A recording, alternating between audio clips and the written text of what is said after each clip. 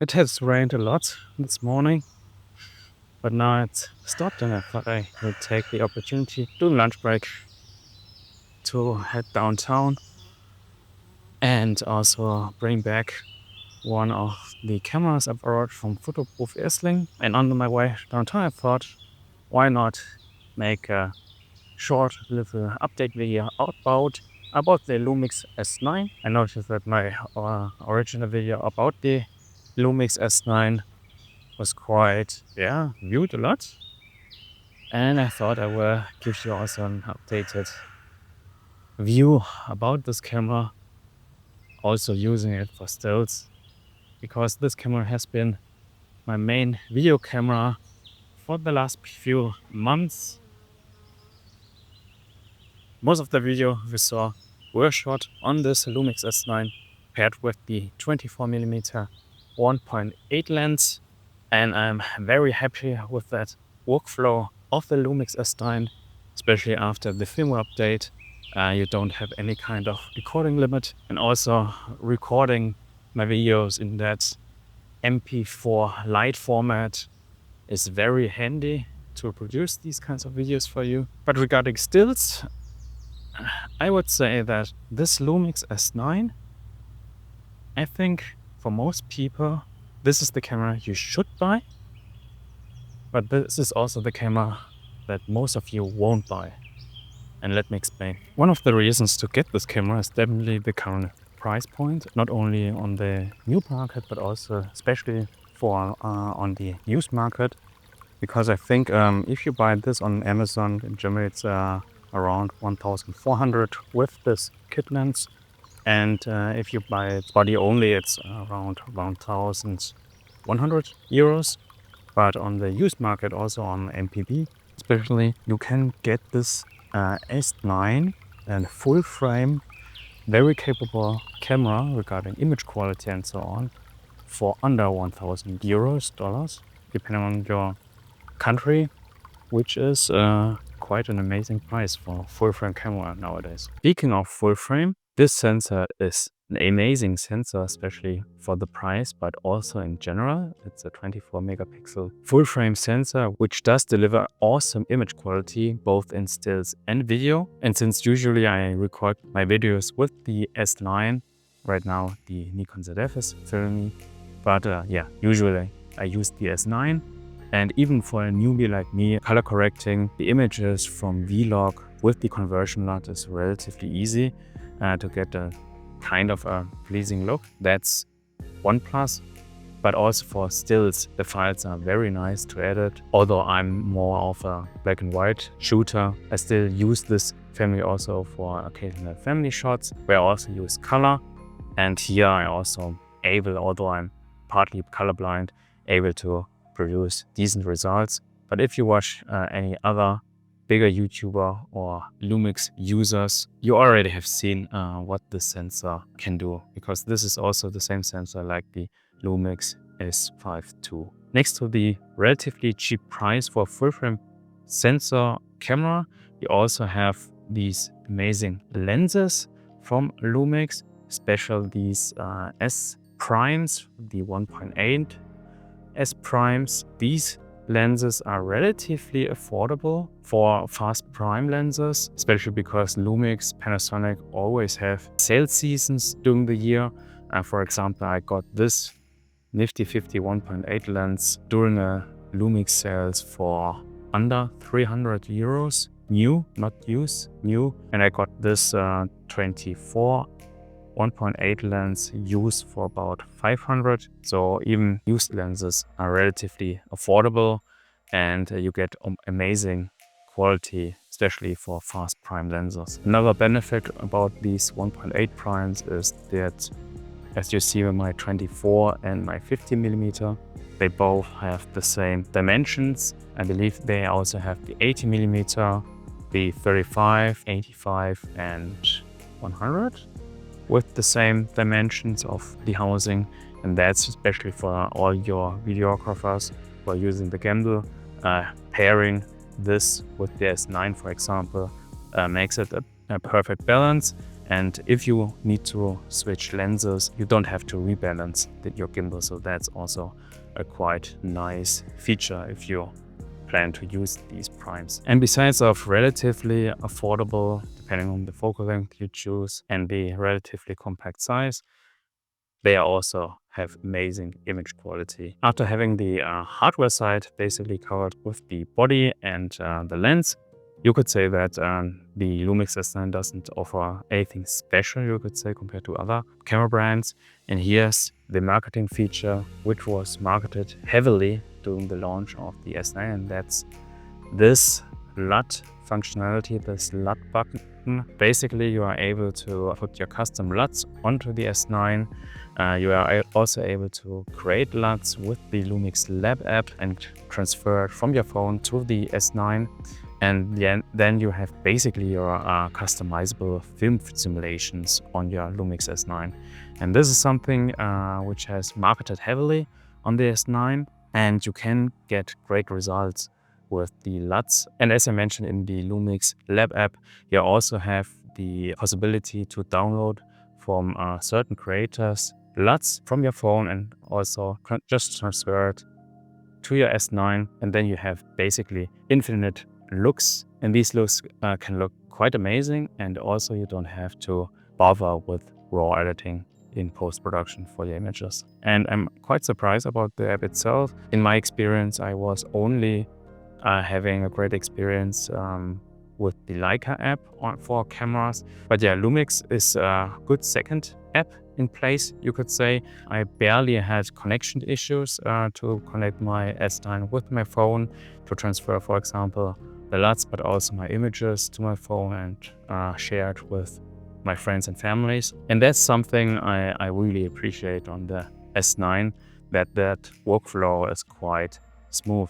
If you compare it with Sony, Fuji and Nikon, it's quite a while. I'm sure that every one of these brands have updated their app and they are much more stable. But when I used them a year ago or something like that, the connection was not reliable and it was not fun to transfer images to the phone back then. I have returned to a basic export via SD card, and here on the Lumix S9 I do use the app to transfer my images to the phone, similar to my Leica cameras. And the last point I want to mention regarding stills, what I really like on the Lumix S9, and this function is rarely available on other brands, and that's the Xpan aspect ratio to get some cinematic stills, you could say. And I still use the Xpan crop mode with the Leica monochrome look to get these kinds of images I have shown you here along this video. I find it quite fun to shoot that mode, simply also because you get a preview about that Xpan crop, and then you can compose accordingly your image. I think the only cameras which do have also that crop is the Leica SL, of course the other Lumix cameras, and the GFX 100 RF. All other cameras, I'm not aware that they have any of these crop modes or that Xpan mode.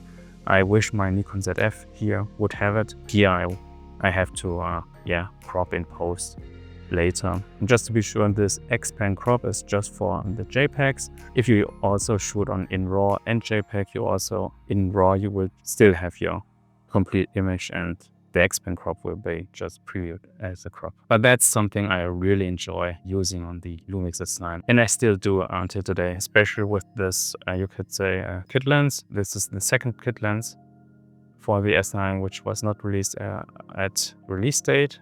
Was released, I think, half a year later, the 18-40 pancake lens. And with this lens, it's quite fun to use the Xpan mode, at least for me. But despite all these pros, I have to say that I don't grab this camera as much in the last few weeks. That's also, of course, because I have a lot of cameras. Now that I think about it and saw some updated videos from Josh and Zach, I will mention them later again.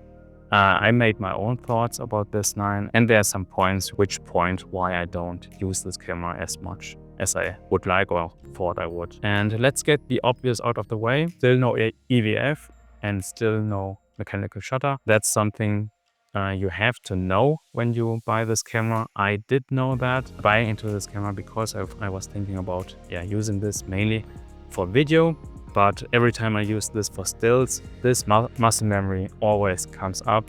I can't put it aside. I think I'm in that way a little bit of a old school stills shooter who prefers EVF experience like this on this OM3 or ZF or any other camera. And regarding the mechanical shutter, it's less regarding bending and artificial light. I have realized that I'm somehow missing the tactile feel of a feedback after pressing the shutter. So that's also transfers from all the other cameras I have. And when I grab this one to shoot stills, every time I hit the shutter, I have the feeling that I'm missing something, you could say. And the only feedback you get is a shutter sound from the speaker, which is not that satisfying, I have to say. Also, regarding not having the EVF, obviously you only have the screen to compose. And if you have a sunny day, in my opinion, the screen is a little bit, not bright enough if the sunlight hits directly the screen, and that's also a little bit of a bummer in my opinion. But that's, as I said, something you know before buying into this camera. What I also was a little bit surprised is regarding the LUT functionality, and here I believe your mileage may vary, but at least for me, I was testing the LUT function in the beginning quite a lot. In the end, today I only use one look, you could say, and that's one of the standard profiles from Lumix, and that's the Leica monochrome mode. In colors, I barely use any other LUT look, you could say. Because I'm a black and white shooter, I mainly use that Leica monochrome look. As I said, I believe your mileage may vary. I had the experience that in the beginning you have a lot of hype about these film simulations, LUTs, you call it. And in the end, you have to navigate to find your personal preference. And in the end, you end up with one or two looks, perhaps three, 2 colors and 1 black and white if you are a black and white shooter also. And then that's it. Of course, for all the videographers and so on out there, understanding how LUTs function and creating them, and also putting them into this camera and having that as a baked-in JPEG stills, that's an awesome feature. But I also believe that this LUT workflow, I mentioned that in my previous S9 video, that's not that streamlined for the most people out there who are not videographers. You have to learn that first to understand how to set it up and so on. Of course, the Lumix app does help here a little bit to get into this topic. But I think for most people, you might shy away for creating your own LUT and just focusing on downloading the LUTs from other people, which is fine. But I believe that's also something after some weeks, months, the novelty will vary in my opinion. Regarding lenses, I mentioned this 80-40 pancake lens for the Lumix S9. Lumix also has a smaller pancake lens for the S9, but that's a manual focus lens, so I won't mention that. Regarding lenses, as I mentioned, the lenses we have in the L-mount alliance, also from Panasonic Lumix directly, they are awesome. But I find, especially in context with the S9, we are missing smaller, compact, lightweight lenses for this ecosystem or this camera, especially when you compare it with the Sony A7C lineup. There you have the 3 Baby G lenses, which only weigh 170 grams, I believe. For the S9, we only have the Sigma primes, which are great quality lenses, but they are still a little bit heavy because of the high quality build and metal, I believe. If you look at this setup, it's still a big setup, right? Compared to, sure, this is Micro Four Thirds. Because of that, it's much smaller, this OM3, but the lenses just make it a mute point regarding compact size camera on the S9. And I believe there are companies who are working on making third-party options for the S9 or for the L-mount alliance in general. But at the time of this recording, if you want, relatively compact sized lenses, especially for the S9, your choices are quite limited.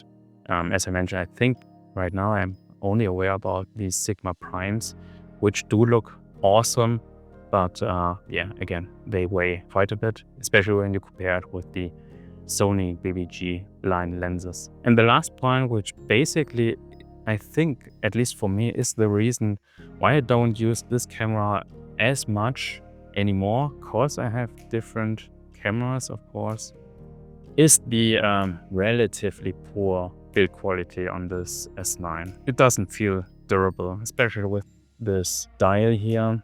And in the past I had the Lumix LX100, and that's basically the same dial. And back then the dials had been dying over the time. This is also the case for the S9, because I have seen videos of users where the dials is not working. Zach Mayfield is one of them. And also all the other buttons and dials, they just feel functional, but not that tactile satisfying, and also not as durable compared to other cameras. And I believe that's also a special case for me, because I'm a retro style camera geek, you could say. Long-term viewers of this channel know that I have a sweet spot for these kinds of cameras. And especially if you look at here the Osmo 3, everything on this camera which you turn, it just feels satisfying. These dials, the shutter sound, the feel of the body, this camera when you press the shutter, the sound of the shutter again, everything just feels tactile and satisfying if you get your hands into this camera and start to just, dialing these dials, not even taking a picture, but playing around with these dials. The same with my Nikon ZF, which is filming me right now. And if I take this one in my hands, it just feels relatively cheap. And again, I think that's a special case for me, because I have so many cameras to compare with. If this is your only camera, I believe you won't notice that as much, because you don't have anything to compare. But besides feeling cheap, long-term users have reported now certain things not working. And one thing again is that dial not working correctly after some time, and because you only have on top one dial here. Normally this I put as my aperture, and this dial as my shutter speed. And if that dial is dying, you can't dial in your shutter speed, which is a bummer. And in general, I would say that this camera is just an incredible powerhouse, but regarding the tactile feel and experience, I just prefer my retro style cameras like the Osmo 3, even having only a micro four thirds sensor, you could say. But the tactile feel and the experience I get out of this camera make me forget that I have here a smaller sensor in this camera compared to this camera, which is delivering awesome quality, but the tactile feel, it's just not on the same level. I used to say that this Lumix S9, especially if you put on this pancake-like lens on this S9, that I see this camera kind of like an Ricoh GR on steroids, because here, put it here on top, it's not that bigger, but of course, because you have here an external lens bigger in that dimension.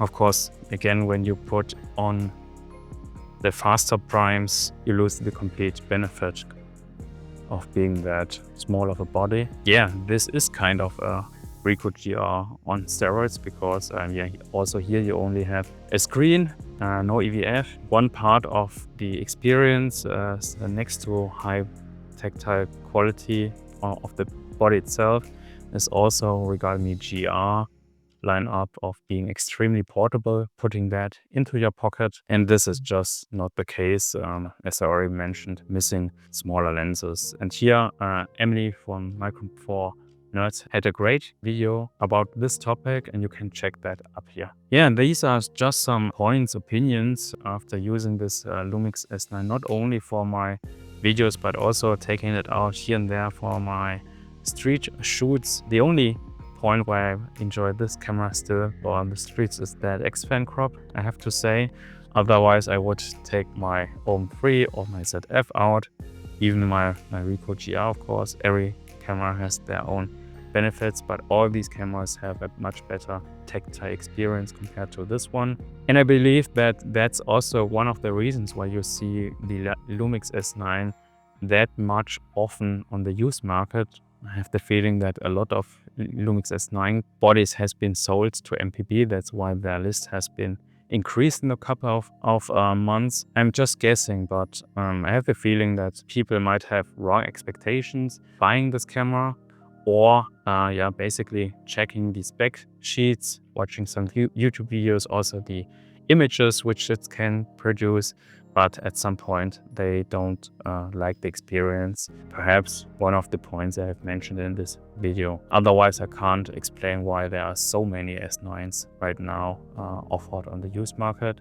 And I have to say, I'm currently debating myself if I should sell my Lumix S9, because I was buying this originally, as I said, just to make the videos and also having another camera to record me, to showcase the Nikon ZF, which is normally showing me. But now I have the feeling that I might record with the Nikon ZF again, or even with the OM system OM3, because these cameras also satisfy my requirement of tactile stills experience, and that would leave this one just collecting dust. But I'm not sure yet, because the video functionality is amazing on this camera and I'm still debating it internally. Let's see. In the end, I also wanted to share you some other videos I have seen regarding long-term viewers on that Lumix S9 topic. And here I would recommend you basically two cams. One is the Pro Cam and one is the Con Cam. And first of all, that would be Josh Cameron, and he made an excellent video about his experience with the Lumix S9. And I think he used it over 1 year now. For the same time period, Zach Mayfield also made recently an updated video about his Lumix S9 experience, also for 1 year, and he's more on the con side. I just recommend you to watch these videos in addition, if you haven't already, because in my opinion, both these videos emphasizes with their examples and experience the points I have mentioned during this video. If you somehow made it until this point of this video, I believe this has been a very long one based on the time I'm recording right now. Thank you very much for your time. You are the one who deserves a like for that.